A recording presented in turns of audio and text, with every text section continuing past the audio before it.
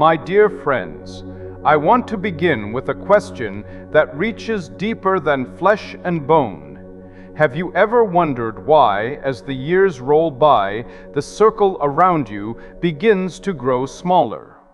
Why some friends drift away? Why familiar doors close? Why the noise that once filled your days begins to fade into quiet? You think it's age. You think it's life. But I tell you, it is God.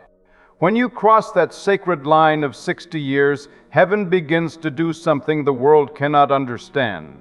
God starts separating you, not to isolate you, not to punish you, but to prepare you. You see, when you were young, you needed the crowd. You needed applause to remind you that you mattered. You needed to be surrounded so that you would not feel alone. But as you grow older, God says, "Now, my child, it is time to walk with me." This is not the season of popularity. It is the season of purity. It is not the season of gathering. It is the season of refining. When you were young, you depended on people. When you were strong, you depended on yourself. But now, God is teaching you to depend on Him alone. And that, my friends, is the greatest lesson of a lifetime. You see, the world celebrates youth because youth is loud. Youth runs, it shouts, it builds, it fights to be noticed. But heaven celebrates maturity because maturity listens. Maturity stands still long enough to hear the whisper of God. And some of you listening to me today are in that place. The phone doesn't ring as often. The invitations don't come like they used to. The faces that once filled your home are now scattered across the world. And you've wondered, "Lord, have you forgotten me?" Oh no, He hasn't forgotten you. He is focusing you. He is trimming the branches that no longer bear fruit. He is pulling you closer than you have ever been before. You see, separation is not rejection. It is selection. When God separates, He does so because He sees something sacred inside of you that cannot be cultivated in the crowd. Moses was separated. David was separated. Even Jesus withdrew to lonely places to pray. And when you are over 60, God begins to do the same in you. He is not taking something away, He is giving something greater. He is not diminishing your life, He is deepening it. Listen to me. The world may tell you that your best years are behind you, but heaven is saying, your best years are the ones where you walk hand in hand with me. You are stepping into the most spiritual, most intimate, most purposeful chapter of your life. Because it is in these years that you finally stop running and start resting. You stop proving and start trusting. And yet, the enemy would whisper otherwise. He will tell you that you are alone, that you are forgotten, that you no longer matter. But the enemy is a liar. Because God's word says, "Even to your old age I am He. Even when your hair is gray, I will carry you." Can you feel the weight of that promise? He will carry you. When your steps slow, He will steady you. When your voice trembles, He will speak through you. When your eyes dim, He will let you see with the vision of eternity. My friends, there comes a moment when God says, "Now I want you for myself." And when He says that, it means He is ready to do His deepest work in your heart. You see, at 60, 70, 80, these are not declining years. They are defining years. They define your legacy, your witness, your relationship with the Almighty. The world may have given you a gold watch and said, "You're done." But God gives you a new calling and says, "We're just getting started." So don't curse the solitude. Don't resist the stillness. The same God who called Abraham out of the familiar, who led Elijah into the wilderness, who met John on the lonely island of Patmos. That same God is calling you into a deeper place with Him. He is separating you so He can speak without interruption. He is separating you so He can strengthen you without distraction. He is separating you so He can shine through you without competition. And when you realize this, the loneliness becomes holy, the quiet becomes sacred, the silence becomes the sanctuary of His presence. Some of you are fighting what God is trying to finish. You are clinging to relationships that God has already released. You are longing for seasons that He has already closed. But hear me, beloved, what you lose in numbers, you gain in nearness. What you lose in activity, you gain in anointing. Because God is not calling you to be surrounded. He's calling you to be saturated. Saturated with His Spirit, His Word, His peace. Maybe your body is slower now, but your spirit is quicker. Maybe your hands tremble, but your heart burns brighter. This is the beauty of spiritual maturity. Though the outward man perishes, the inward man is renewed day by day. So lift your eyes. You are not being left behind. You are being led forward. The separation is the signal of a sacred appointment. God is calling you to intimacy, and intimacy is always preceded by isolation. When He called Moses, He took him to the desert. When He called Paul, He led him to Arabia. When He called John, He placed him alone on an island. And when He calls you, He will pull you away from what once defined you so that only His voice remains. That is not punishment. That is privilege. And I can almost hear someone saying, "But Billy, it hurts." Of course it hurts. Every pruning cuts. Every refining burns. Every transformation requires surrender. But my friend, you are not losing. You are learning. You are not being cut off. You are being carved out for glory. In the world's eyes, this season may look like decline. But in heaven's eyes, it looks like destiny. Because now your roots are going deeper, your faith is standing firmer, your spirit is soaring higher. You see, the same fire that once frightened you now refines you. The same silence that once scared you now sanctifies you, and you begin to realize that this is not the end. It's the unveiling of who you were meant to be all along. So, when you find yourself alone, whisper this truth to your soul: God is near. He is doing something in me. He is preparing me for eternity. Because, my friends, when you are over 60, God starts separating you, not to diminish your days, but to define your destiny. When the Lord begins to separate you, He is not moving you out of usefulness. He is moving you into fruitfulness. Some of you have wondered, why is my world growing smaller? Why does it seem like the people I counted on are drifting away? My friend, that is not an accident. It is the hand of a loving Father trimming the vine so that you can bear much fruit. Think of the goldsmith. Before gold can shine, it must face the furnace. Before silver can gleam, the fire must burn away the dross. And before a servant of God can carry His glory, there must be a refining of the heart. At 60, 70, or 80, the Lord often allows a holy fire to pass through your life, not to destroy you, but to display you. He burns away pride, fear, regret, and all those quiet dependencies that once held you back. I know some of you feel that loss. The job you poured yourself into is finished. The children you raised now stand on their own. The applause of the crowd has faded into memory. But listen closely. When one chapter ends in the world's book, another opens in God's. This is not the hour of retirement from purpose. It is the hour of refinement for purpose.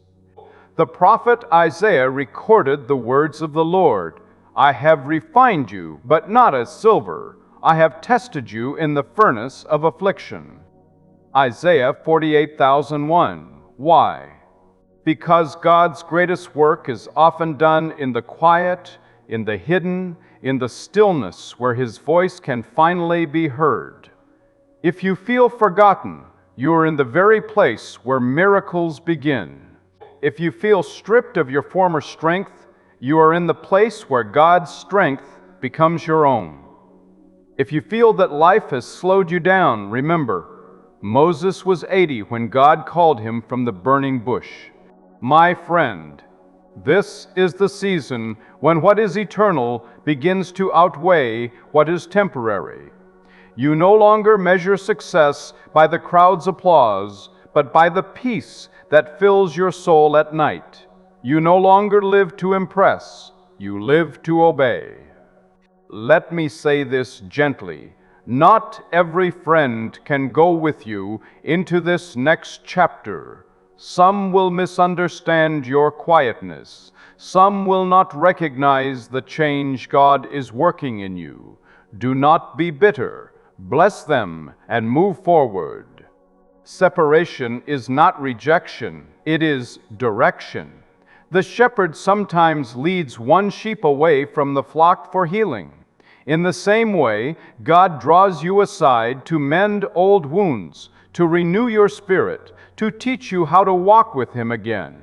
And when He finishes His work, you will return stronger, gentler, filled with compassion that only time and tears can produce. You will look around and realize that the wilderness was not wasted. It was worship. You see, when God separates you, He also sanctifies your memory. You begin to look back over your years and see His fingerprints where before you saw only confusion. That heartbreak that almost broke you, He used it to soften your heart. That loss that felt unbearable, He used it to open your eyes to eternity. So don't curse the fire. Thank God for the gold it's producing. Don't mourn the pruning. Thank Him for the fruit that's coming. Don't resent the solitude. Thank Him for the nearness you now feel. Because every time God takes something away, He replaces it with Himself. And that is always an upgrade beyond measure. My dear brothers and sisters, you have not outlived your usefulness. You are stepping into a stage where your wisdom carries more weight than your strength ever did. The younger generation may run faster, but you see farther. They may speak louder, but you speak deeper. The world needs that depth now more than ever. So stand firm. Let the refining continue. Let patience have her perfect work, that you may be complete and lacking nothing. My dear friend, once the refining fire has done its work, something beautiful begins to happen inside you. It's quiet at first, like dawn spreading across the sky, but it grows brighter with every passing day. You begin to realize that God hasn't been taking life away from you. He's been giving life back to you. For the first time in years, you start to see with clear eyes. You look back and understand why some doors had to close, why some friends had to leave, why some dreams had to die. It wasn't cruelty, it was care. God was making space in your soul for something new. When you reach this season of life, you learn that purpose doesn't retire. The world may give you a pension, but heaven gives you a mission. And that mission is simple, to walk closely with God and to pass on the faith that has carried you this far. Scripture says, even in old age, they will still produce fruit. They will remain vital and green. That's not a suggestion, it's a promise. If you're still breathing, you're still bearing fruit. Now, that fruit may look different than it once did. You may not run across fields like you used to, but you can still stand as a pillar of prayer. You may not travel the world, but your words can still travel through the hearts of those who listen. You may not hold a position, but you hold wisdom, and wisdom is the seed of every harvest.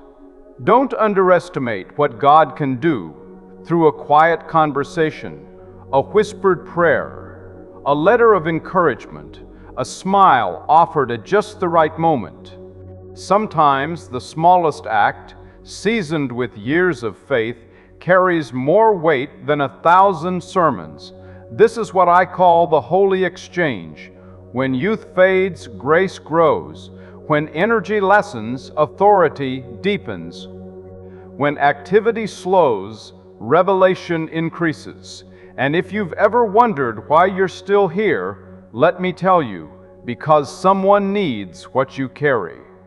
Someone needs your testimony of God's faithfulness. Someone needs to see that it's possible to grow older without growing bitter, to face loss without losing faith, to walk slower yet shine brighter. Maybe it's your children, maybe it's your grandchildren, maybe it's a neighbor who's watching from afar. But someone, somewhere, needs to see that faith doesn't wrinkle, that hope doesn't age, that love never retires. So don't hide your scars. They're your credentials. Don't downplay your stories. They're sermons written by the hand of God. And don't be ashamed of your gray hair. It's the silver crown of experience that heaven itself has polished. My friend, when God renews your purpose, He doesn't rewind your life. He redeems it. He takes every tear, every trial, every triumph, and weaves them into a testimony that points straight to Him. And that testimony is powerful. You may think you're done learning, but God is still teaching. You may think you're done leading, but God is still guiding others through you. You may think the flame has dimmed, but God is only adjusting the wick so the light burns steadier. Remember Abraham called to leave his home at 75. Remember Caleb claiming mountains when others were ready to rest. Remember Anna, an old woman in the temple whose prayers prepared the way for the Messiah. The world might have called them old. God called them essential. And He says the same about you. So lift up your head. This is not the dusk of your purpose. It is the dawn of your legacy. You are walking into a season where every word you speak carries eternal weight. The young need your stories. The weary need your prayers. The world needs your example. When you walk into a room, bring the peace of someone who has seen storms and survived. When you bow to pray, pray with the confidence of someone who has seen mountains move. When you speak of Jesus, speak as one who has walked with Him long enough to know His voice in the dark. That's what it means to live with renewed purpose. You are not striving anymore, you are shining. You are not proving anymore, you are pouring.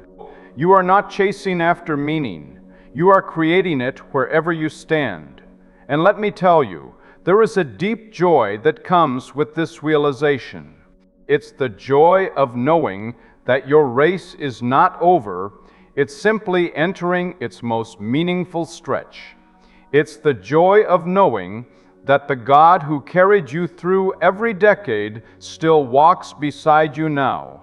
It's the joy of realizing that even as the body weakens, the spirit grows stronger day by day. So today, if you're over 60 and you feel God separating you, let Him. Don't fight the change. Flow with His calling. Because separation leads to refinement. Refinement leads to renewal. And renewal leads to release.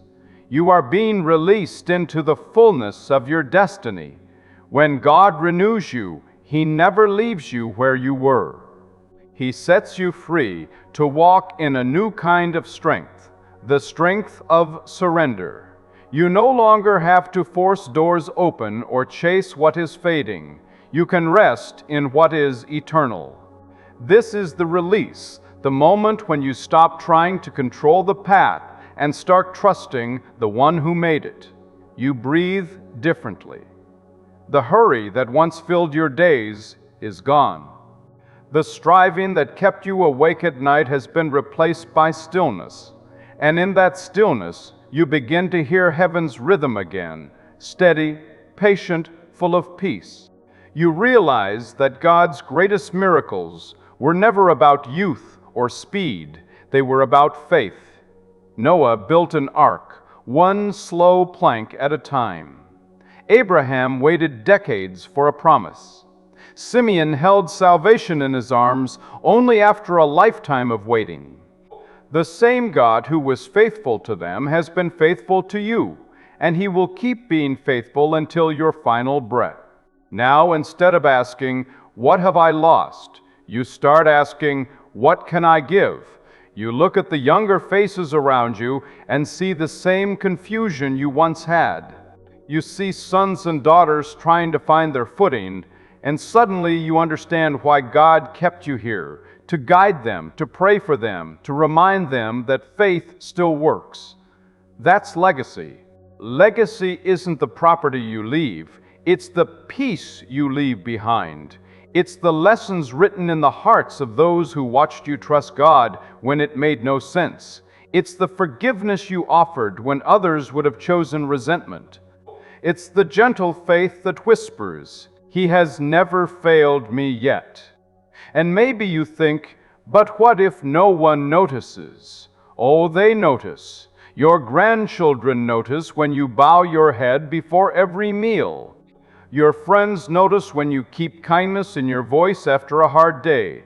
Heaven notices every prayer you breathe in secret. You are planting seeds that will outlive you.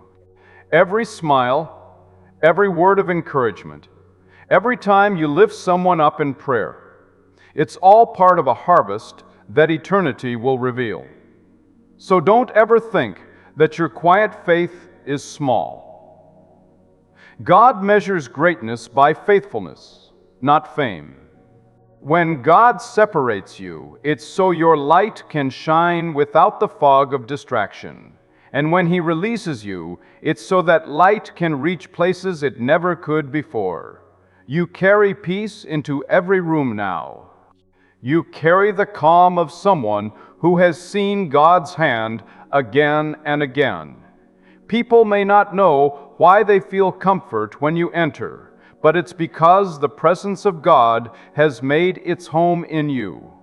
There is also a new kind of courage that comes with this release. You no longer fear tomorrow. You've seen too much of God's provision to doubt His next move. You can stand in front of uncertainty and smile, knowing that whatever happens, your shepherd still leads the way. And that courage is contagious. It teaches others how to live and how to finish well.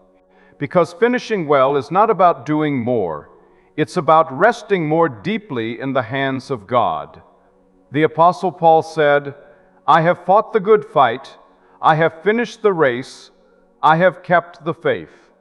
That's the testimony of a life released.